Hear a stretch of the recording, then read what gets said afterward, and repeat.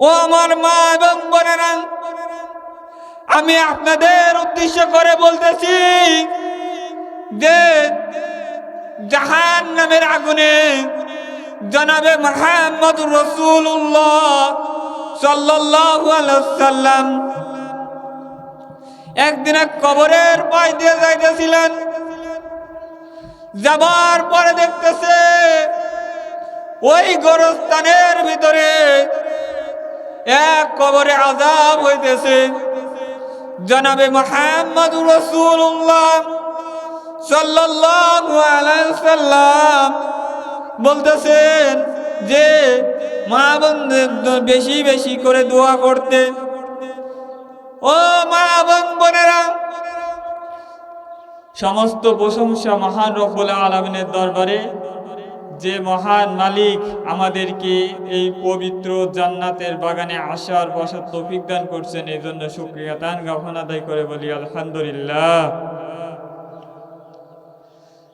রিয়াজুল জান্নাহ মহিলা মাদ্রাসার উদ্যোগে 2 দিন ব্যাপী তাফসীরুল কোরআন মাহফিলের সম্মানিত সভাপতি, প্রধান মেহমান, প্রধান বক্তা, বিশেষ বক্তা এবং মঞ্চে বসা ভূমিষ্ঠ জাতির রাহবার সন্তান এবং সামনে বসা সম্মানিত মুরব্বী বাবা এবং পদ্মার অন্তরের সম্মানিত মা এবং বোনেরা, আমার অন্তর থেকে আসসালামু আলাইকুম ওয়া রাহমাতুল্লাহি ওয়া বারাকাতুহু।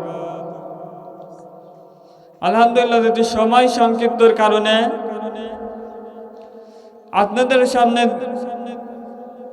খুতবা করেছি এবং বিষয়ে কিছুক্ষণ আলোচনা রাখবো। ইনশাআল্লাহ আমার জবান দিয়ে যেন কোরআনুল কারীম এবং হাদিস থেকে কথা বের করে দেন, এজন্য শুকরিয়া দান জ্ঞাপন আদায় করে বলি আলহামদুলিল্লাহ। আল্লাহ পাক রব্বুল আলামিন বলেন যে মা বোনদের হলো সম্মান কতটুকু বাড়িয়ে দিয়েছেন। জাহিলিয়াতের জামানায় যদি কোনো সন্তান হতো তাহলে জিন্দা কবর দেওয়া হতো। বিশ্বনবী জনাবে মুহাম্মদুর রাসূলুল্লাহ সাল্লাল্লাহু আলাইহি ওয়াসাল্লাম নবীতে একজন সাহাবী ইসলাম গ্রহণ করার পরে উনি জানালা ধরে কাঁদতেছে। জনাবে মুহাম্মদুর রাসূলুল্লাহ সাল্লাল্লাহু আলাইহি ওয়াসাল্লাম জিজ্ঞাসা করতেছেন, হে দাহিয়াতুল কলবি, তুমি কি জন্য কান্না করতেছো? দাহিয়াতুল কলবি রাদিয়াল্লাহু তাআলা আনহা, দাহিয়াতুল কলবি রাদিয়াল্লাহু তাআলা আনহু যখন বলতেছে আমি মহৎ বড় একটা ভুল কাজ করেছি, জনাবে মুহাম্মদুর রাসূলুল্লাহ সাল্লাল্লাহু আলাইহি ওয়াসাল্লাম বলতেছে তুমি কি ভুল করেছো বা কি গুনাহ করেছো? দাহিয়াতুল কলবি রাদিয়াল্লাহু তাআলা আনহু বলতেছে আমি ব্যবসার জন্য যখন রওনা দি বাড়ি থেকে, আমার স্ত্রী গর্ভবতী ছিলেন এবং আমি বলেছিলাম যদি মেয়ে সন্তান হয় তাহলে জীবিত কবর দিবে, আর সন্তান হলে, ছেলে সন্তান হলে বাঁচায় রাখবে। আমি অনেক দিন ব্যবসা করার পরে আসলাম, বাড়িতে ফিরে দেখি ছোট সন্তান বাড়ির ভিতরে ঘোরাফেরা করতেছে। আমি যখন আমার বিবিকে জিজ্ঞাসা করলাম এই সন্তানটা কে, বলে যে আমার বোনের মেয়ে।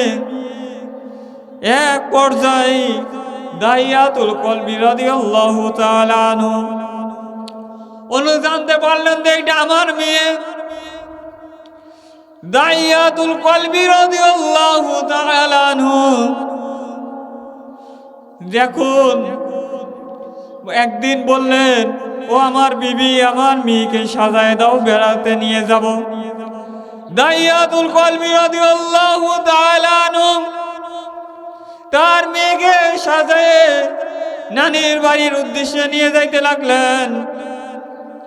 নিয়ে যাইতে যাইতে গভীর জঙ্গলের ভিতরে যাবার পরে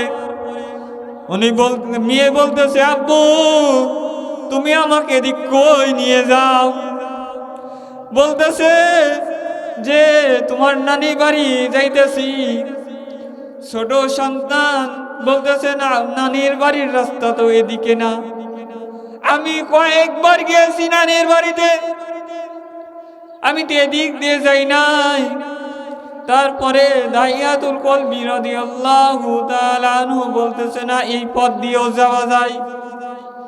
দাইয়াতুল কলবি রাদিয়াল্লাহু তাআলা আনহু গভীর জঙ্গলের ভিতরে যাবার পরে গভীর জঙ্গলের ভিতরে গর্ত করতেছে। আর দাইয়াতুল কলবি রাদিয়াল্লাহু তাআলা আনহুর মেয়ে জামিলা দাড়ি মুবারকের ভিতরে মাটি পড়তেছে, মাটিগুলা সাফ করে দিতেছে, পরিষ্কার করে দিতেছে। দাইয়াতুল কলবির যখন গর্ত খনন করা হয়ে যায়, দাইয়াতুল কলবি যখন গর্ত থেকে ডালিতে মাটি উঠায় দেয়, ছোট জামিলা মেয়ে ডালি ধরে ধরে উপরে মাটি ফেলতেছে। তারপরে দেখুন গর্ত খনন করা হয়ে গেল। দাইয়াতুল কলবি রাদিয়াল্লাহু তাআলা আনহু বলতেছে, আম্মু এই গর্তটা খোঁড়া কেমন হলো দেখো তো। দাইয়াতুল কলবি দেখুন ওই মেয়েটা দেখুন গর্ত মানে দেখতেছে গর্তটা কেমন হয়েছে। দাইয়াতুল কলবি সেখন ওই গর্ততে পিছ থেকে মেয়েকে ধাক্কা মেরে ফেলে দেয়। ফেলে দেওয়ার পরে মেয়ে বুঝতে পারছে এই জিন্দিকে আমি আর বাঁচতে পারবো না। তারপরে বাবাকে বলতেছে, বাবা তোমার পরিচয় আমি দেব না, আমার দু চক্ষু যেদিক চলে যায় আমি ওদিক চলে যাব, তা বাবা আমাকে দুনিয়া থেকে বিদায় করে দিও না। তারপরে দেখুন জামিলা গর্তের ভিতরে ধাক্কা মেরে ফেলে দিয়েছে। তারপরে মাটি চাপা দিতেছে। তারপরেও যখন দেখলো জীবিত আছে, ডানে তাকাই কিছু নাই, বামে তাকাই তারপরেও কিছু পাই না। পেছন সাইডে তাকায় দেখে বড় একটা পাথর। ওই পাথর দিয়ে জামিলার মাথার উপরে এমন ভাবে আঘাত মারে। আঘাত মারার পরে পাথর দিয়ে আঘাত করার পরে এমন ধরে রক্ত ছুটে চলে আসে। জামিলা দুনিয়া থেকে চলে যায়। চলে যাবার পরে চলে গেছে। তারপর বিশ্ব নবী জনাবে মুহাম্মদুর রাসূলুল্লাহ সাল্লাল্লাহু আলাইহি ওয়াসাল্লামকে বললেন।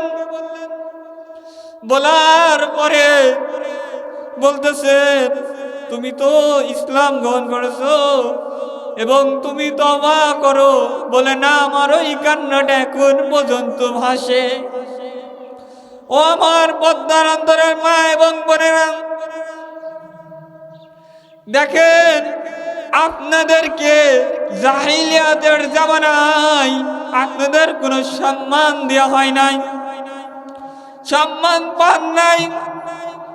আর এখন আপনাদের কত সম্মান দেওয়া হয়েছে।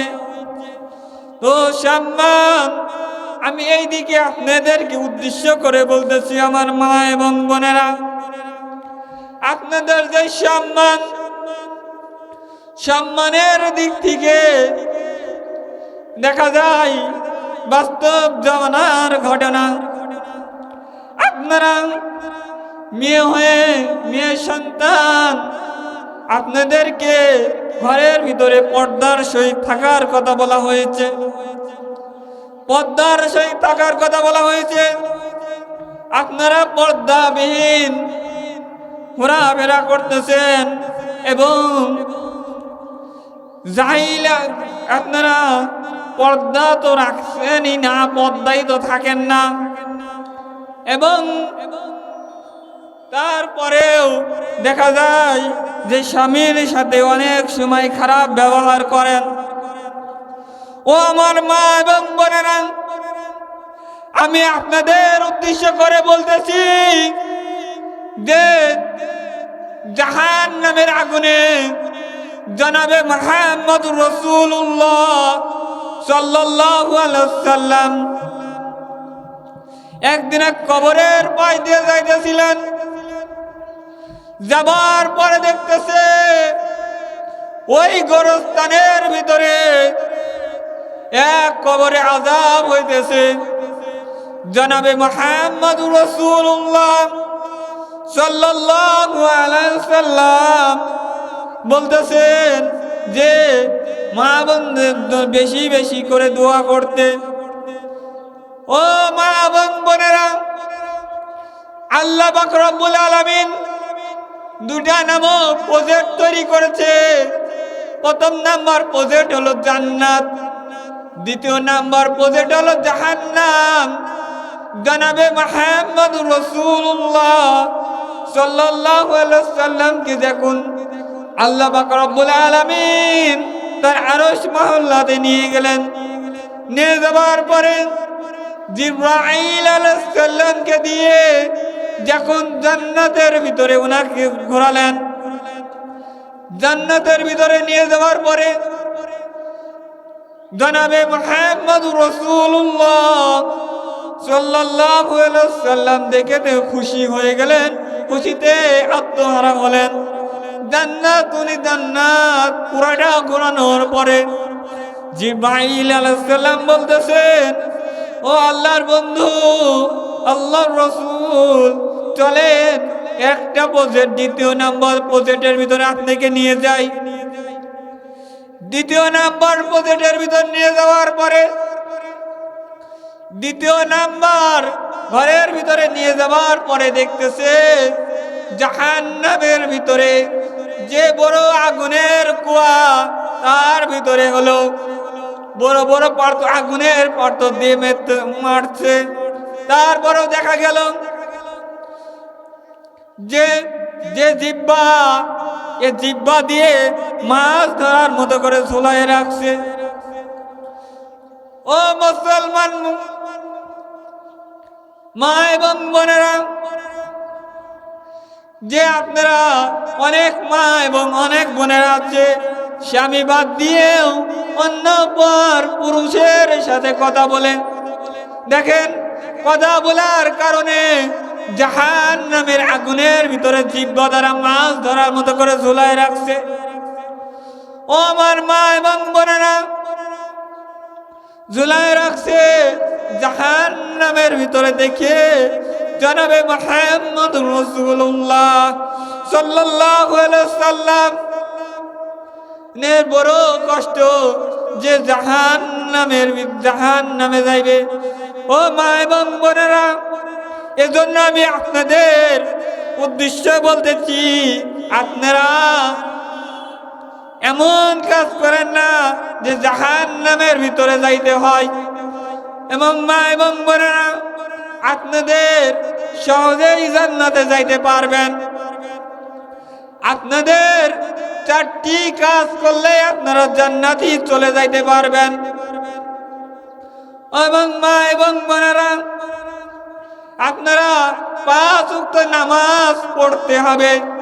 দ্বিতীয়ত স্বামীর খেদমত করতে হবে, স্বামীর কথা অনুযায়ী চলতে হবে। ও মা এবং বোনেরা, 3 নাম্বার মাহে রমজান রোজা রাখতে হবে। 4র্থ নাম্বার শ্বশুর শাশুড়ির খেদমত করতে হবে। এবং মা এবং বোনেরা, আপনাদের উদ্দেশ্য করে বললাম যে আপনারা খেদমত করতে হবে। এবং আমি কয়েকদিন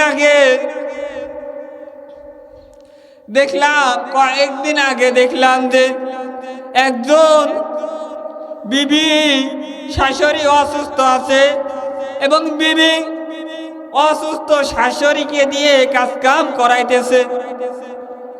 এজন্য শাশুড়িকে মনে করতে হবে যে এটা আমার নিজের মা, এবং এখানে যে শাশুড়িগুলো আছেন তাদেরকেও মনে করতে হবে যে যে আমার অন্য পরের ঘর থেকে আমার সন্তানের হাত ধরে আসতে উনিও আমার নিজের মেয়ে। এজন্য যেহেতু আজকে মহিলা মাহফিল, মা বোনদের উদ্দেশ্য করে বললাম যে আমার অনেক মা আছে বেপর্দায় ঘোরাফেরা করে, এবং আপনারা পর্দার সহিত থাকবেন, স্বামীর কথা অনুযায়ী চলবেন। যেমন এক বুজুর্গ কাছে এক মহিলা গেছে যে হুজুর, স্বামী আমার কথা শোনে না, এমন একটা তাবিজ দেন যেন স্বামী আমার কথা শুনে ওঠে বসে। ওই হুজুর বলতেছে, ও আমার মা, তাবিজ দিতে হলে এমন একটা জিনিস লাগবে, তুমি তো আনতে পারবে না। বলে, না হুজুর বলেন, আমি আপনাকে নিয়ে এসে দেব। ওই হুজুর বলতেছেন, ও আমার মা, ওই তাবিজ করতে হলে বাঘের একটা পশম লাগবে। বলে, হুজুর ঠিক আছে, আমি বাঘের পশম নিয়ে কতদিন পরে দেখা করব? হুজুর বলতেছে, বাঘের পশম নিয়ে তুমি 15 দিন পরে বা 1 মাস পরে আমার সঙ্গে দেখা করবে। তারপরে ওই মা ওই হুজুরের দুয়ারে থেকে চলে গেছে। বাড়িতে যাবার পরে বাড়ির যত হাঁস মুরগি ছাগল, একদিন মুরগি নিয়ে যায়, একদিন হাঁস নিয়ে যাইতেছে। যাবার পরে যখন ওই বাঘকে খাওয়ানো হলো, প্রথম দিন মুরগি দেয়, দ্বিতীয় দিন হাঁস দেয়, তৃতীয় দিন ছাগল দেয়, চতুর্থ দিনের বেলায় বাঘ তো আর কিছু বলে না। ওই বাঘের গায়ে থেকে একটা পশম ছিঁড়ে নিয়ে আসে। আসার পরে ওই হুজুরকে দেয়, হুজুর এই যে আমি বাঘের পশম নিয়ে এসেছি। হুজুর বলতেছে, ও আমার মা, তুমি সবচেয়ে হিংস্র বাঘের পশম তুমি তোমার শিকারি করে তুমি নিয়ে এসেছো। এমনকি তোমার স্বামী হিংস্র বাঘের চেয়েও কি ভয়ঙ্কর যে তুমি তোমার স্বামীকে তোমার নিয়ন্ত্রণে আনতে পারছো না। ও এবং মা এবং বোনেরা, দেখেন, একজন মা যদি সুন্দর বনের হিংস্র বাঘকে যদি বশ করতে পারে এবং তার কাছে যায় গায়ে হাত বুলিয়ে পশম ছিঁড়ে নিয়ে আসতে পারে, আর আপনি আপনার স্বামীকে বশ করতে পারবেন না, আপনি আপনার স্বামীকে নিয়ন্ত্রণে আনতে পারবেন না। এজন্য আমি আপনাদের যে আলোচনা রাখলাম, অসমাপ্ত আলোচনা শেষ করব। আমার উদ্দেশ্য ছিল আপনাদের যে আপনারা কতটুকু কাজ করলে জান্নাতে যাইতে পারবেন, এবং জাহান্নামের কথা বলেছিলাম যে আপনাদের জাহিলাতের জামানায় আপনাদের কোনো মূল্যায়ন করেন নাই। ঠিক জনাবে মুহাম্মদ রাসূলুল্লাহ সাল্লাল্লাহু আলাইহি ওয়াসাল্লাম আপনাদেরকে সম্মান দিয়েছেন, সম্মান চেয়েছেন, আপনারা সম্মান পেয়েছেন। এজন্য বলি যে আপনারা 5 ওয়াক্ত নামাজ পড়বেন, পর্দার সহিত থাকবেন, এবং আপনারা আপনাদের স্বামীর কথা অনুযায়ী চলবেন। এ বলে আমি আমার বক্তব্য শেষ করতেছি, এবং আমার বক্তব্যের ভিতরে যদি কোনো ভুল ত্রুটি হয়ে থাকে ক্ষমার দৃষ্টিতে দেখবেন। আসসালামু আলাইকুম ওয়া রাহমাতুল্লাহি ওয়া বারাকাতুহু।